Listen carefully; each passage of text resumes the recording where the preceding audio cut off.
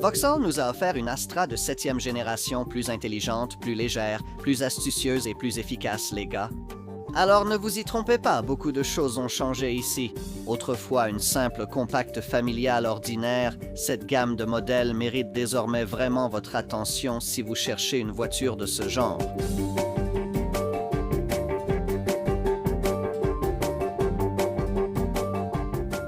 Selon Vauxhall, plus d'un quart de tous les conducteurs britanniques ont, à un moment donné, possédé ou conduit une Astra compacte familiale. C'est donc une voiture assez importante pour notre marché. Et cela n'a jamais été aussi vrai qu'avec la 7e génération grandement améliorée que nous allons examiner ici. Que tant d'entre nous aient essayé une Astra est peut-être une statistique intéressante. Mais cela masque le fait que, malgré les meilleurs efforts de Vauxhall au fil de 6 générations différentes et près de 4 décennies, leur berline compacte familiale n'a que rarement été celle que ses utilisateurs auraient idéalement choisi de posséder. Non pas car elle a été mauvaise, mais parce qu'elle n'a jamais été la meilleure de sa catégorie. C'était le genre de modèle que vous achetiez parce qu'il offrait un bon rapport qualité-prix, ou, plus probablement, parce que votre gestionnaire de flotte d'entreprise vous en remettait les clés. Ce qui manquait, c'était l'envie d'en avoir une, et ça, c'était crucial. Bien que 2,9 millions d'Astra aient été vendus depuis le lancement de cette voiture en 1979 une seule fois, les chiffres de ventes annuelles de ce modèle au Royaume-Uni ont été suffisamment élevés pour dépasser ceux des modèles rivaux de Ford. Dans ce segment, d'abord l'Escort, puis, ces dernières années, la Focus. C'est quelque chose que Vauxhall doit changer, et pour que cela arrive, il ne faudra pas faire les choses à moitié. Soyons clairs, pour atteindre les objectifs de ces concepteurs et affronter la multitude de rivales du segment des compacts, de la taille de la Golf et de la Focus. Cette 7e génération doit être bien plus qu'une simple amélioration par rapport à sa devancière. Elle doit porter ce segment à un autre niveau en termes d'efficacité et de technologie, tout en s'améliorant considérablement en matière de style et de dynamisme de conduite. C'est tout un défi à relever. L'équipe de conception du modèle Mark 7 a considérablement réduit le poids de cette voiture, conçu une nouvelle génération de moteurs économiques et installé dans cette Vauxhall un niveau de connectivité personnelle que beaucoup de berlines de luxe auraient du mal à égaler. Ça semble prometteur, non? Mais aurons-nous assez de temps pour mettre cette voiture à l'épreuve et le découvrir?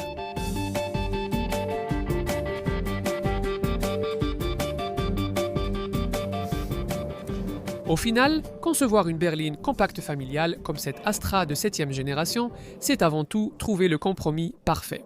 Pour ne prendre qu'un exemple, parlons de la suspension arrière indépendante, qui est l'une des principales raisons pour lesquelles une Ford Focus est aussi agréable à conduire. C'est certainement un atout appréciable. Mais seriez-vous vraiment prêt à faire des compromis? Réduire le volume du coffre de 25% et augmenter le prix total de votre voiture de 10%? Juste pour l'obtenir, comme c'est le cas avec cette Focus. Non, je ne pense pas, surtout compte tenu du compromis séduisant que des voitures comme cette Astra peuvent désormais offrir lorsqu'il s'agit d'atteindre ce délicat équilibre entre espace, coût et dynamique de conduite. Comme avec le précédent modèle Mark 6, l'approche de Vauxhall ici consiste à utiliser une technologie ancienne et éprouvée.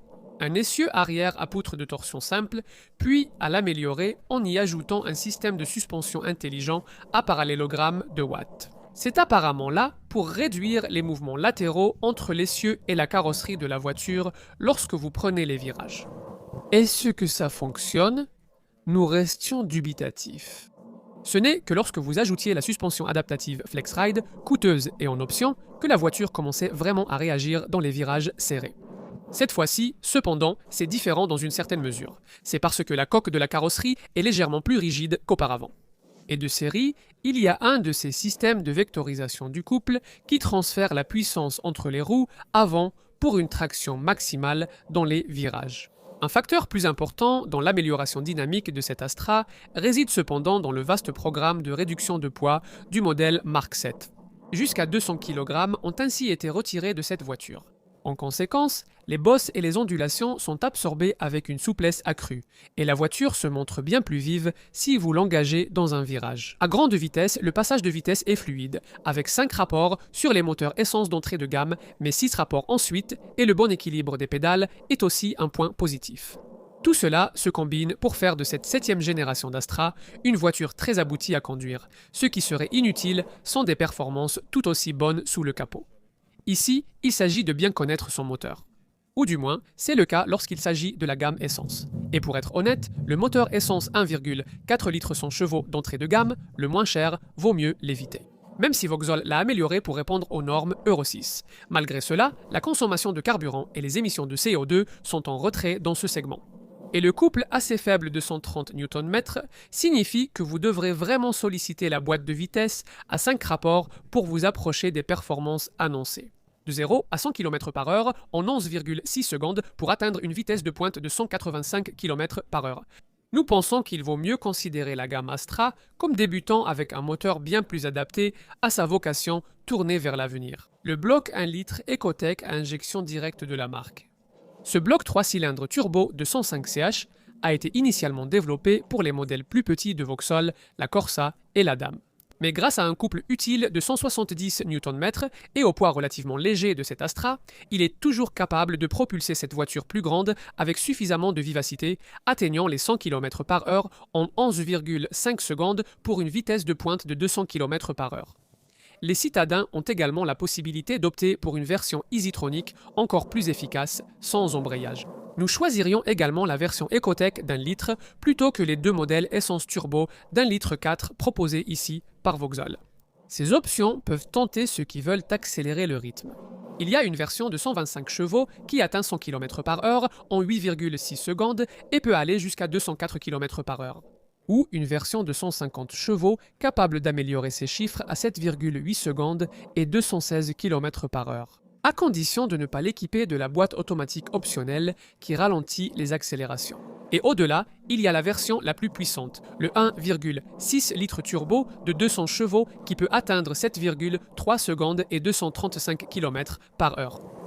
Mais tout cela, remarquez, n'intéressera pas vraiment les acheteurs professionnels, qui représenteront plus de 70% des ventes d'Astra. En grande majorité, ils voudront un diesel. Et enfin, après des années à devoir se contenter de vieux diesel 1,3 litres et 1,7 litres faibles et bruyants dans cette voiture, ils peuvent cette fois-ci profiter d'un moteur vraiment compétitif et de qualité. Le moteur 1,6 litres CDTI en question est l'un des diesels dits silencieux de Vauxhall. Et il est certainement bien plus raffiné que tout ce que vous avez pu essayer dans une Astra Diesel par le passé. C'est aussi un moteur plutôt réactif. Même la version la moins puissante de 110 Chichash atteint les 100 km/h en 10,3 secondes et peut filer jusqu'à 195 km/h. Plutôt impressionnant pour une voiture qui, lorsqu'elle est conduite plus calmement, est censée pouvoir descendre sous les 3 litres aux 100 km en cycle mixte. Malgré cela, Vauxhall s'attend à ce que la plupart des acheteurs préfèrent la version plus puissante de 136 CH de ce moteur que nous essayons ici. Celle-ci délivre un couple généreux de 320 Nm pour des dépassements sans effort et un 0 à 100 km/h en 9 secondes, avec une vitesse de pointe de 204 km/h. Là encore, il existe une option de boîte automatique classique si vous le souhaitez, mais cette boîte à 6 vitesses aura un impact sur vos coûts d'utilisation. Ceux qui souhaitent monter en gamme dans la gamme Astra Diesel trouveront un modèle biturbo de 160 chevaux au sommet de la gamme. Capable d'atteindre 100 km/h en 8 secondes tout rond et 220 km/h en vitesse de pointe.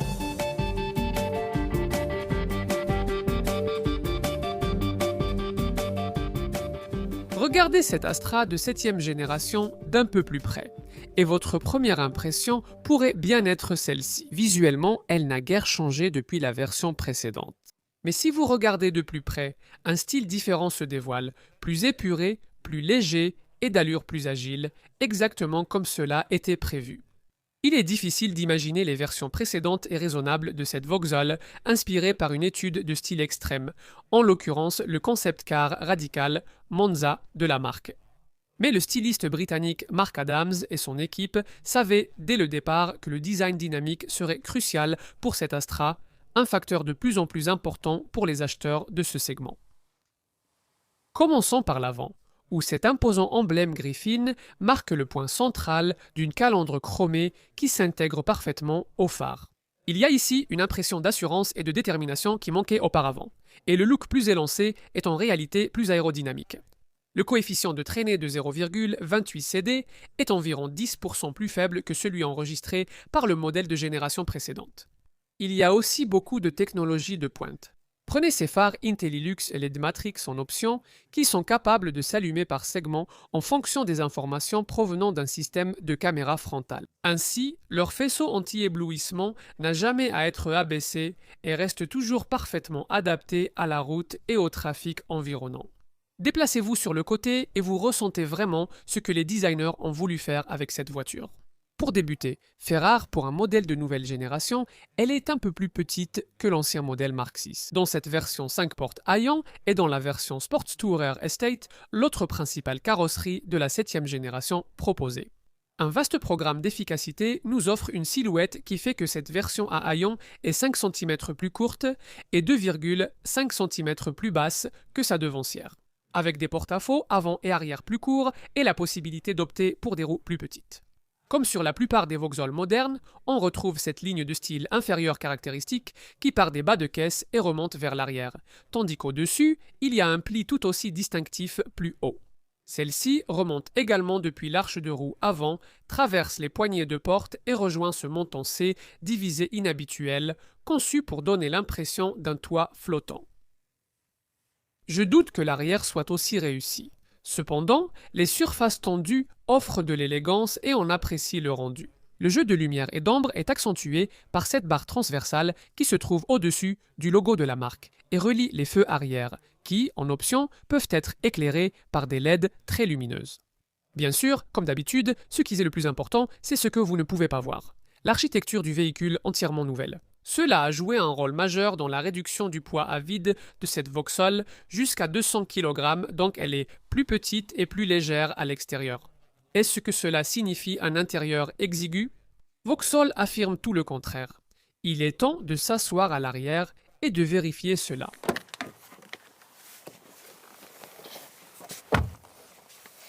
L'espace arrière était l'un des atouts majeurs de l'ancien modèle Mark VI. Sur le papier, on ne penserait pas que cette version plus courte et basse, ni une réduction de 2 cm de l'empattement, améliorerait l'espace arrière, ce qui le rend d'autant plus surprenant.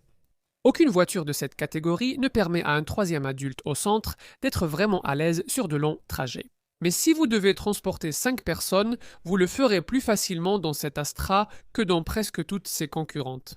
L'espace pour les jambes à l'arrière augmente de 3,5 cm grâce à la possibilité de glisser vos pieds sous le siège avant. Il y a également 35 mm d'espace supplémentaire pour les genoux par rapport à l'ancien modèle.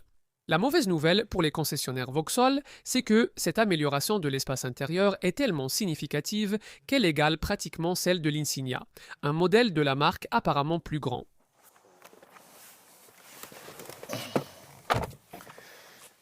À sa manière, l'expérience à l'avant est tout aussi surprenante. L'habitacle, auparavant banal et digne d'une voiture de location, est ici remplacé par un design plus épuré, plus simple, plus intelligent et plus intéressant dont certaines marques haut de gamme pourraient même s'inspirer. Il semble certainement avoir été bien assemblé par l'usine d'Ellesmere Port, près de Liverpool. L'élément caractéristique de la planche de bord est ce que Vauxhall appelle un panneau de style lame qui s'étend sur toute la largeur de l'habitacle. Habillé de noir laqué avec une élégante bordure chromée, il y a encore plus de noir laqué autour des commandes de ventilation sur la console centrale et ce qui ressemble à un compartiment de rangement utile en dessous, mais qui n'en est pas un. Cependant, il y a plusieurs autres rangements dans l'habitacle, la plupart étant de taille pratique, à l'exception des bacs de porte qui sont un peu petits. Il y a un peu plus d'espace de rangement si vous optez pour l'un des modèles plus haut de gamme équipés de ce bouton de frein à main électronique un peu délicat qui libère de la place entre les sièges. Personnellement, je préfère m'en tenir au levier traditionnel. En parlant de siège, Vauxhall affirme qu'il propose ici une option parmi les meilleures de la catégorie, avec son siège ergonomique haut de gamme à 18 réglages, offrant un excellent maintien de série sur ce modèle Elite haut de gamme. Maintenant, que vous l'ayez ou non, avec cette garniture en cuir luxueuse, vous pouvez avoir le vôtre. Non seulement avec le chauffage, mais aussi avec la ventilation rafraîchissante et même une fonction massage. Si j'étais un conducteur d'Astra sur de longues distances, cela me convaincrait d'acheter cette voiture. Ces sièges vous placent également parfaitement en face de ce volant à 3 branches offrant une bonne prise en main qui, heureusement, n'a pas été surchargé de boutons. À travers celui-ci, vous voyez un combiné d'instruments clairement délimités. Même si nous trouvons agaçant que Vauxhall insiste pour n'indiquer le compteur de vitesse que par incrément de 20 miles à l'heure, ce qui signifie que vous manquez les repères importants des 30 miles à l'heure et 70 miles à l'heure. À part cela, il y a peu de choses à critiquer, avec les deux principaux cadrans séparés par un écran d'information conducteur élégant qui affiche les données de l'ordinateur de bord et qui sera en couleur si vous choisissez la navigation par satellite. Tout ce qu'il ne peut pas vous dire sera probablement géré par ceci. Le magnifique écran tactile multimédia IntelliLink, qui est la pièce maîtresse de cette planche de bord aux lignes fluides.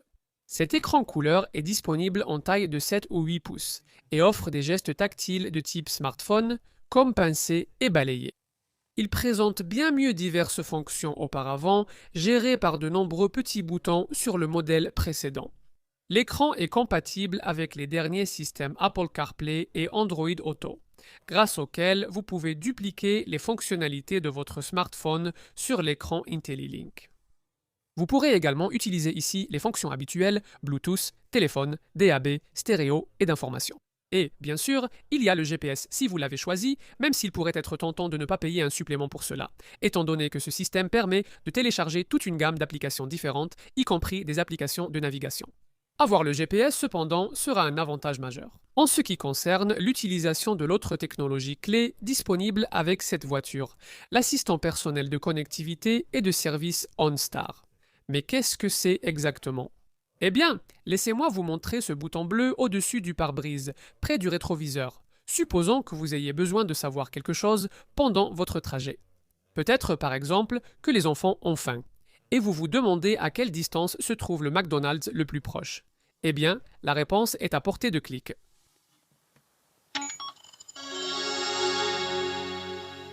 Connexion à OnStar. Pouvez-vous me dire où se trouve le McDonald's le plus proche? S'il vous plaît. Sur une voiture comme celle-ci, équipée du GPS, l'opérateur peut maintenant simplement télécharger les informations directement sur l'écran. C'est aussi simple que ça. Bien sûr, le besoin peut être plus sérieux. Peut-être que votre fille a emprunté la voiture et a ensuite crevé un pneu sur un tronçon de route désert et isolé. C'est compréhensible, elle a peur, elle est inquiète, mais elle n'a pas à l'être. Il lui suffit d'appuyer sur ce bouton bleu. Et l'opérateur OnStar prendra le relais, alertera les services de secours et, si nécessaire, restera avec elle jusqu'à leur arrivée. Prenons un scénario encore pire. Vous avez eu un accident et ne pouvez plus bouger. Le système OnStar aura été alerté lors du déclenchement des airbags. Donc, en quelques secondes, les secours se dirigeront à toute vitesse vers votre emplacement exact. Parmi les autres fonctions du pack OnStar, il y a la possibilité de transformer votre Astra en un point d'accès Wi-Fi 4G LTE qui amplifie le signal de votre téléphone et qui peut fonctionner avec jusqu'à 7 appareils. Ainsi, il n'y aura pas de dispute à l'arrière. De plus, le pack comprend un dispositif de localisation du véhicule qui peut automatiquement immobiliser la voiture si quelqu'un la vole, puis indiquer précisément son emplacement en cas de vol. Il vous suffit de contacter OnStar en utilisant l'application MyVauxhall téléchargeable sur votre smartphone. Elle permet aussi, si besoin, d'accéder aux données du véhicule et de verrouiller ou déverrouiller la voiture à distance. Et enfin, jetons un coup d'œil à l'espace pour les bagages. Un autre domaine que l'on pourrait penser avoir été compromis par la légère réduction de taille de ce modèle de 7e génération. Encore une fois, c'est le contraire qui est vrai. Le coffre standard bénéficie de son plancher nervuré pratique et offre une capacité qui, cette fois-ci, est passée de 351 à 370 litres. Attention, vous perdrez une grande partie de ce gain si, comme nous, vous payez un supplément pour une vraie roue de secours. Si vous ne cochez pas cette option, vous n'aurez que le kit de réparation de pneus standard. Et tant qu'on y est, je tiens aussi à signaler que les clients du modèle Mark 7 doivent se passer du plancher de coffre à hauteur réglable, très pratique sur la version précédente. Si vous manquez de place, rabattez simplement la banquette vers l'avant. La banquette arrière rabattable 60-40 libère 1210 litres, soit environ 200 litres de plus que le modèle Insignia de Vauxhall, censé être plus grand. Il est en réalité difficile de trouver de nombreuses raisons de dépenser plus pour acheter une Insignia plutôt que cette voiture. Si vous avez encore besoin de plus de capacité, alors le modèle Astra Sports Tourer Estate offre 1630 litres avec la banquette arrière rabattue.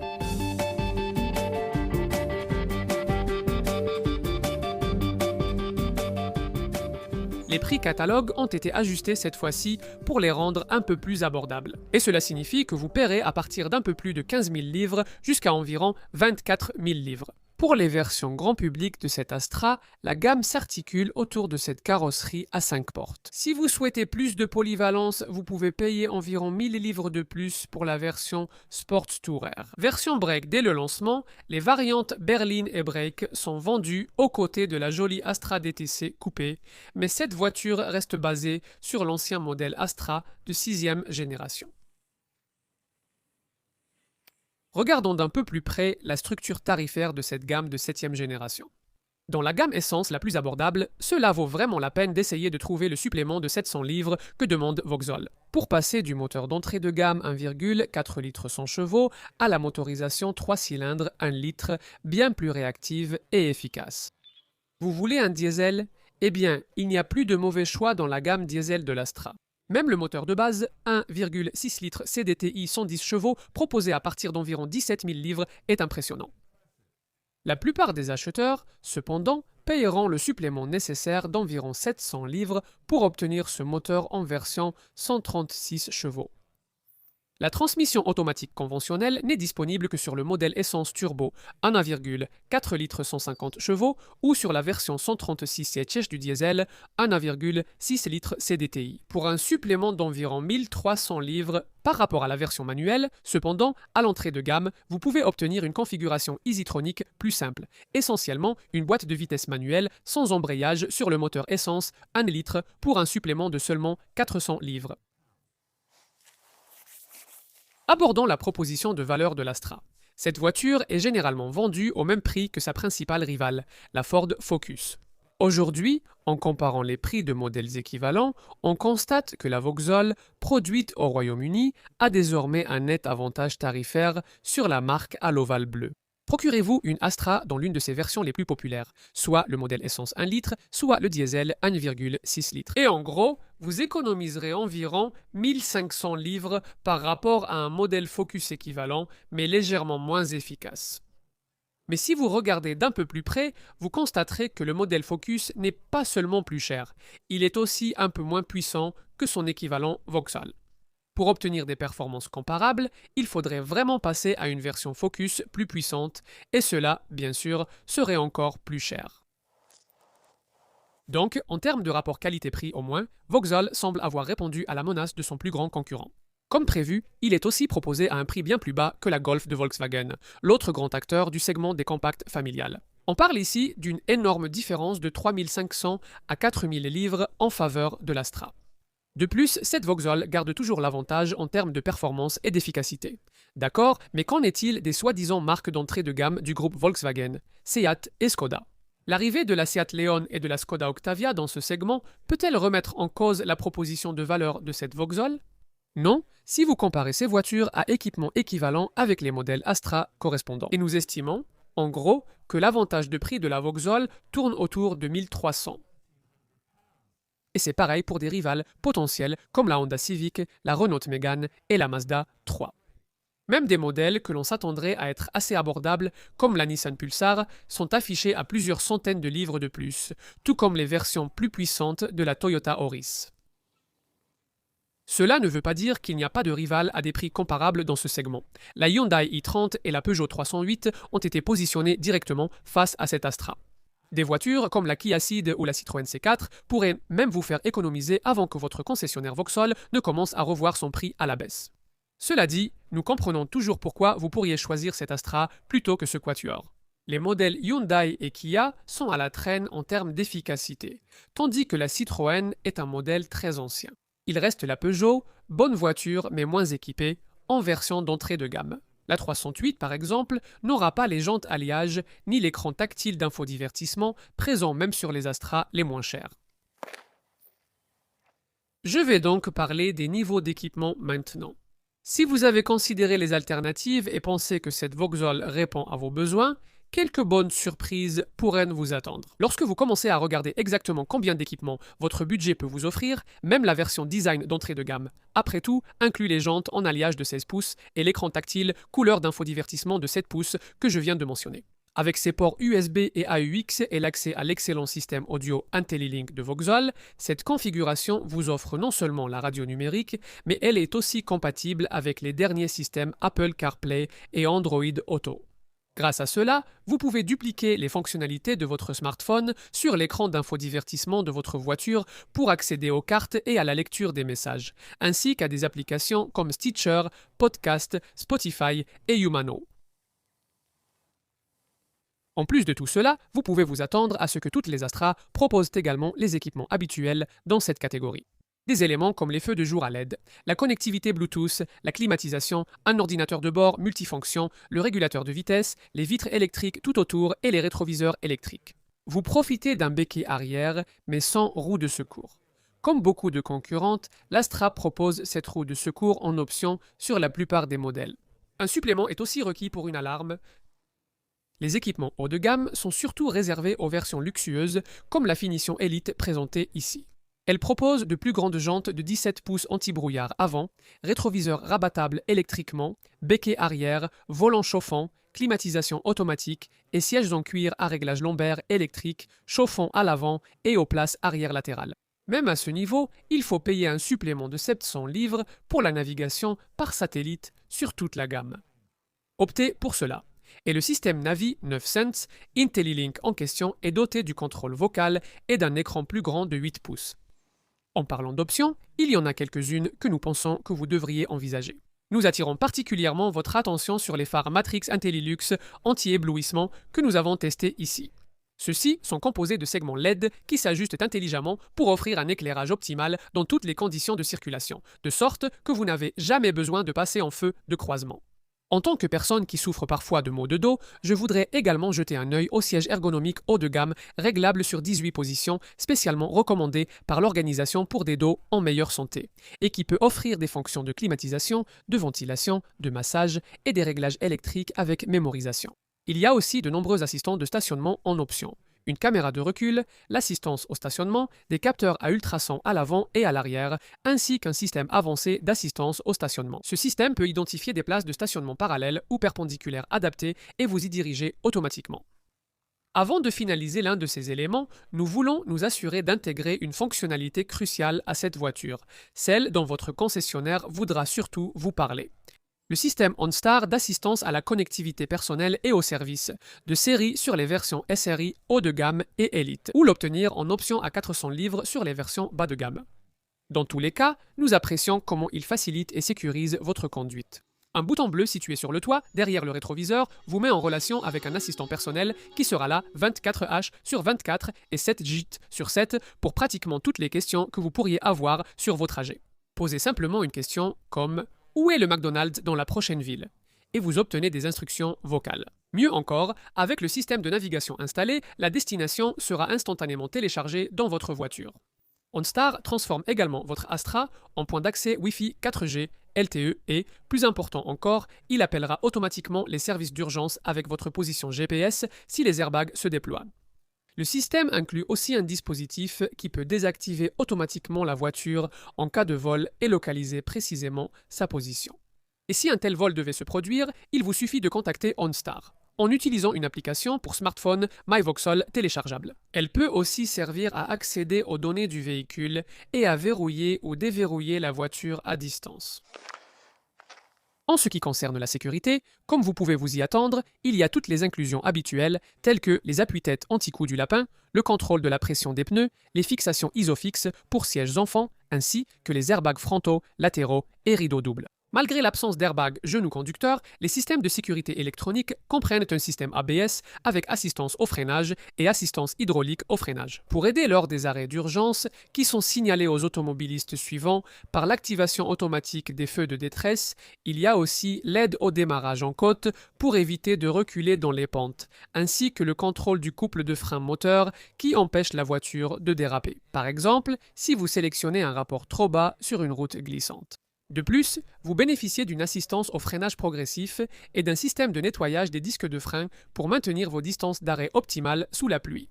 Le système de contrôle de stabilité ESC, quant à lui, inclut le contrôle de freinage en virage, le contrôle du couple en virage et un système de vectorisation du couple par les freins, contribuant tous à la stabilité dans les virages. Avec une barre de remorquage en option, vous profitez aussi d'un programme de stabilité qui limite le louvoiement de la remorque.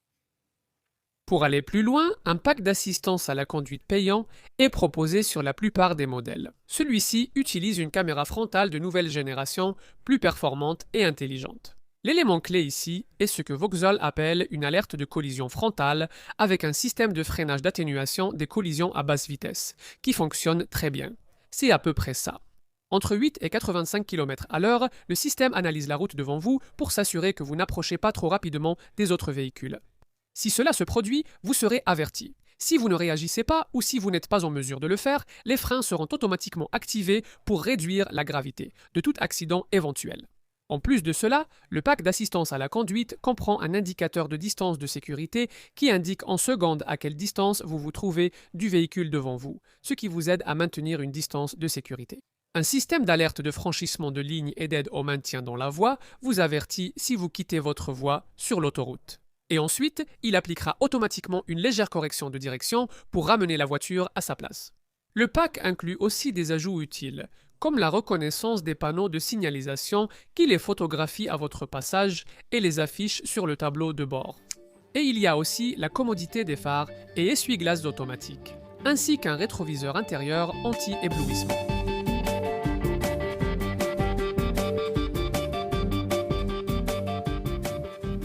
Vous pouvez parler autant que vous voulez du style plus affûté et de la technologie sophistiquée de cet Astra de 7e génération. Mais au final, la chose la plus importante à son sujet est probablement quelque chose que vous ne pouvez pas voir. Le programme de perte de poids important qui a été entrepris ici pour permettre à Vauxhall d'atteindre ses objectifs de légèreté, de finesse et d'efficacité.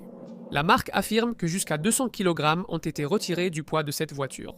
Bien que, si vous faites la moyenne de ces économies sur toute la gamme, le chiffre se rapproche plutôt de 130 kg. C'est tout de même l'équivalent d'un adulte de bonne taille et d'un gros chien, ce qui devrait signifier des coûts d'utilisation nettement réduits. Surtout quand on considère que ce modèle de 7e génération est plus profilé qu'avant et qu'il bénéficie des moteurs les plus économiques jamais installés sur une Astra. Et, effectivement, c'est une voiture remarquablement propre et économe, surtout en version diesel, maintenant que la marque Griffin a enfin abandonné l'ancienne technologie bruyante. Les blocs 1,3 et 1,7 litres CDTI qui handicapèrent la génération précédente, cette Vauxhall semble prête à affronter tous ses concurrents dans ce segment très disputé. Quand il s'agit de ces chiffres si importants, il faut aujourd'hui un bloc 1,6 litres CDTI et il est le plus efficace en version 110 chevaux. Ou du moins, c'est le cas si vous payez un supplément pour la version EcoFlex avec son système Stop-Start. Avec cela, on est censé pouvoir atteindre, en théorie, une consommation de 3,1 litres au 100 km en cycle mixte, ce qui est une référence dans la catégorie, ainsi que 82 grammes de CO2 par kilomètre. Et pour vous éviter de faire des comparaisons, je vous dirais que c'est entre 5 et 10% mieux que ce que peuvent faire les rivaux les plus économes de ce modèle. Optez pour la version 136 chevaux de ce moteur. Et ces chiffres baissent considérablement, même s'ils restent très respectables, à 3,7 litres au 100 km et 99 grammes de CO2 par kilomètre. À condition de ne pas choisir l'option boîte automatique, car cela pourrait réduire vos rendements jusqu'à 20%. La version 1.6 CDTI biturbo de 160 ch atteint 4,1 litres au 100 km et 108 grammes de CO2 par kilomètre en passant à l'essence.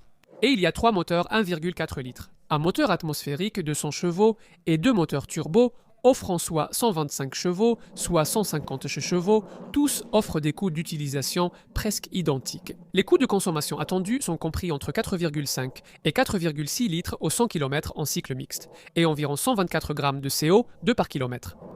Cependant, nous pensons que la plupart des clients potentiels de l'Astra seront mieux servis par le moteur essence le plus moderne de la marque, son 3 cylindres d'1 litre Ecotec à injection directe turbo. Ce bloc remarquablement léger rend non seulement votre Astra assez vive, mais permet aussi une consommation en cycle mixte de 4,3 litres au 100 km et un taux de CO2. C'est un chiffre fiscalement avantageux de 99 grammes/km. Pour vous donner un point de comparaison direct, la Ford Focus EcoBoost d'1 litre de 100 chevaux, plus lente et plus chère, affiche 4,6 litres au 100 km et 105 grammes par kilomètre. Les acheteurs urbains équipant leur Astra 1 litre de la transmission EasyTronic sans embrayage peuvent même améliorer leur chiffre de consommation et d'émissions. Celle-ci passe à 4,2 litres au 100 km et 96 grammes par kilomètre pour être complet. Ici, je vais aussi vous donner les chiffres pour le moteur essence le moins puissant proposé. Le bloc turbo, 1,6 litres de 200 chevaux. Ici, on parle de 6,2 litres au 100 km et 146 grammes par kilomètre. Quoi d'autre ? Eh bien, Vauxhall étant une marque généraliste, la valeur résiduelle n'est pas aussi forte que par exemple celle d'une Volkswagen Golf, mais l'Astra compense cet inconvénient. Avec un prix d'achat bas, un coût modéré des options et un entretien très abordable, vous pouvez prévoir votre budget grâce à une gamme de forfaits d'entretien prépayés. Il y a une garantie de 3 ans ou 100 000 km qui n'a rien d'exceptionnel mais qui peut être prolongée, ainsi que des valeurs résiduelles. Eh bien, elles ne seront évidemment pas au niveau de celles d'une Golf, mais vous paierez beaucoup moins au départ.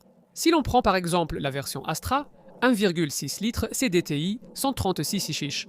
Des experts indépendants estiment que la voiture vaudrait un peu plus de 36% de son prix d'achat initial après la période habituelle de 3 ans et 100 000 km.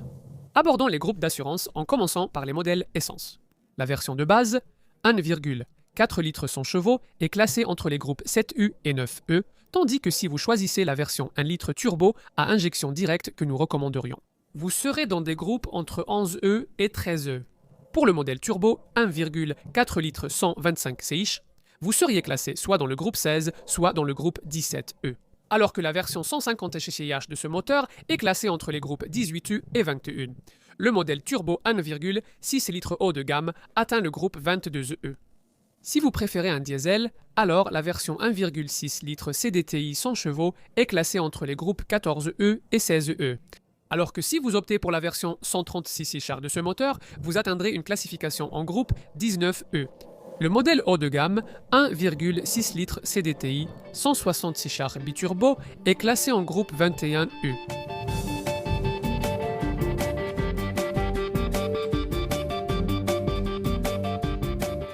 Et donc, pour résumer, il est tout simplement temps que le marché réévalue la Vauxhall Astra. Vous avez peut-être ignoré le modèle précédent car une Focus semblait plus agréable à conduire, une Golf mieux construite ou un autre concurrent offrait un meilleur rapport qualité-prix. Oubliez cela maintenant, car dans une large mesure, ce raisonnement n'est plus valable. En regardant cette voiture de près, vous vous en rendez d'autant mieux compte. C'est la concurrente la plus efficace et la plus avancée technologiquement de sa catégorie, tout en étant l'une des mieux équipées et la plus abordable. Malgré des dimensions plus réduites, elle parvient tout de même à être plus pratique qu'auparavant, et mieux pensée également. Mieux encore, un programme d'allègement a également permis d'obtenir une voiture beaucoup plus légère, plus agile et plus réactive à conduire. Évitez le moteur essence d'entrée de gamme. Et il est difficile de faire un mauvais choix en matière de motorisation. Bien sûr, il existe des voitures dans cette catégorie que certains acheteurs préféreront toujours. Une Golf en impose davantage dans l'allée, tandis qu'une Focus restera le choix des passionnés. Cependant, ces deux rivales sont moins compétitives en prix et n'ont pas la technologie de pointe qui distingue cette Vauxhall dans ce segment. Pour nous, le système d'assistance et de connectivité personnelle OnStar sera un argument d'achat de poids. Mieux encore, cette Astra de 7e génération reste principalement britannique, avec les modèles Berlin et Break fabriqués à Ellesmere Port, près de Liverpool, avec une qualité au moins aussi élevée que tout ce que peuvent proposer les marques japonaises. Cette raison à elle seule pourrait suffire à donner à cette voiture une place sur votre présélection de compact familial. Heureusement pour Vauxhall, il y en a aussi beaucoup d'autres.